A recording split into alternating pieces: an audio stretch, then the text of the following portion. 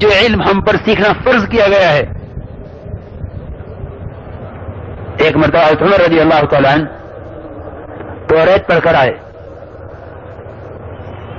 اور آ کے عرض کیا کہ رسول اللہ، بلکہ ایک روایت میں ہے کہ کچھ نسخے توریت کے ہاتھ میں تھے. یہ کیا ہے؟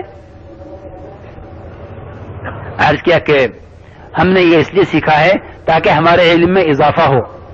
اسے انکار نہیں ہے کہ قرآن بھی ہے، حدیث بھی ہے، جو علم آپ لے کر آئے اپنی جگہ ہے. ہم نے اضافے کے لیے یہ توریت پڑھی ہے، علم اضافے کے لیے.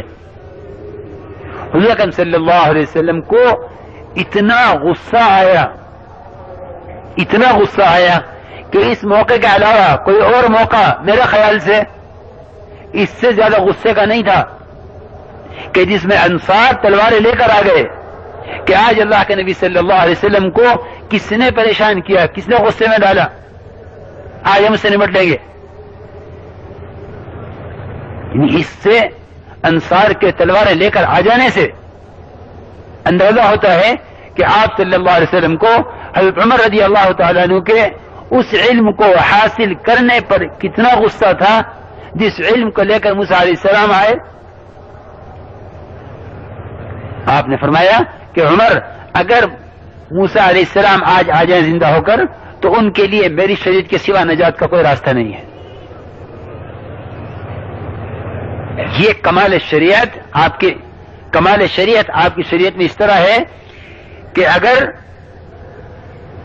آپ کے طریقے کے علاوہ کسی نبی کے طریقے کو اختیار کیا گیا تو وہ بالکل ایسا ہے جیسا کسی 15-20 سال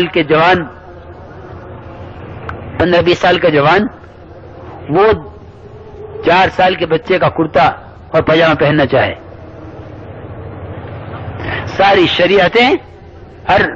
شریعتیں اس طرح منسوخ ہوتی چلی گئیں جس طرح چھوٹے بچے سے لے کر جوان ہونے تک اس کے ہر زمانے کے ہر سال کے کپڑے بیکار ہوتے جاتے ہیں کہ بھی جسم پر نہیں آئیں گے. کیوں؟ کہ تنگی پیدا کریں گے. کیا کریں گے؟ کہ تنگی پیدا کریں گے. یہ لباس نہیں پہنا جا سکتا کیونکہ میری عمر 20 سال کی ہے اور یہ لباس میری اس عمر کا ہے جب میں 5 سال کا تھا. کہ ساری شریعتیں اس طرح منسوخ ہو گئیں جس طرح ایک 20 سال کی عمر کے جوان کے سارے کپڑے منسوخ ہوتے چلے جاتے ہیں، فیل ہو گئے. کہ اب اس کے مرنے تک اس کے جسم پر کون سا لباس رہے گا؟ کہ وہ لباس رہے گا، وہ سائز رہے گا جس سائز پر اس کا قد بڑھنا بند ہو گیا ہے. یہ مثال ہے کہ آپ صلی اللہ علیہ وسلم پر آ کر وہ شریعت کی اور دین کی ایسی تکمیل ہو گئی کہ آئندہ آپ کے بعد کوئی نبی آنے والا نہیں ہے. لا نبی بعدی ولا امۃ بعدکم، کہ تمہارے بعد کوئی امت نہیں، میرے بعد کوئی نبی نہیں.